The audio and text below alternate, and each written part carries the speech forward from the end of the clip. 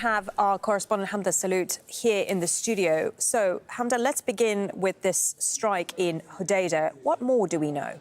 Well, we do know that there was some unusual activity in the skies over Eilat. That's Israel's southernmost city. There were Israeli Air Force jets flying in the direction of the Red Sea toward Yemen. Now, what we also know is that there has been no response from the Israelis, but some anonymous American officials speaking to Israeli media have said that this was in fact conducted by the Israelis.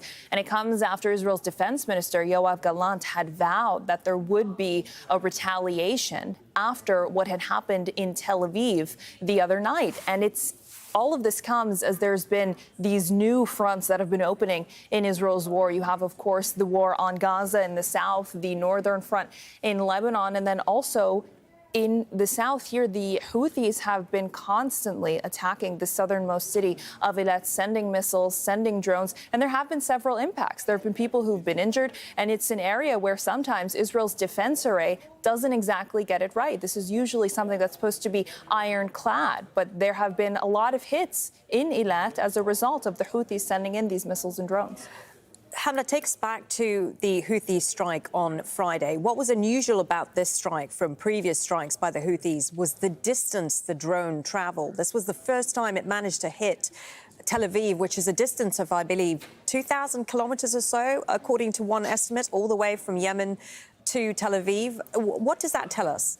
This is the longest distance the Houthis have, in fact, been able to launch a drone. And what's more interesting is that Israel's Iron Dome missile defense system and aerial defense array didn't catch it. There were no alarms that were set off. There were no red alerts in the area. And in fact, the video quite clearly shows it flying over the sea into Tel Aviv and making impact quite immediately, killing at least one person, injuring 10 others. And again, there were several Israeli officials who held assessments all throughout the day on Friday who said that there would be some sort of retaliation. Israel will be responding at a time and place of their choice. And it's something we typically hear from the Israelis. Remember, back in March, when there was continuous Houthi activity in the sea where they were seizing these ships, and the Americans had said that they weren't going to stand for it. And then back in March, the Americans did, in fact, with a coalition of partners, attack several targets inside of Yemen. And the Israelis themselves have said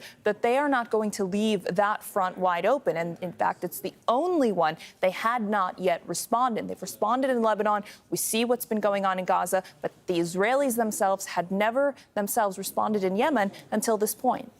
So we've had this response that the Israelis had warned off. I guess the question now is, for observers and those who will be watching this very closely, is what happened next? How much wider can this escalate?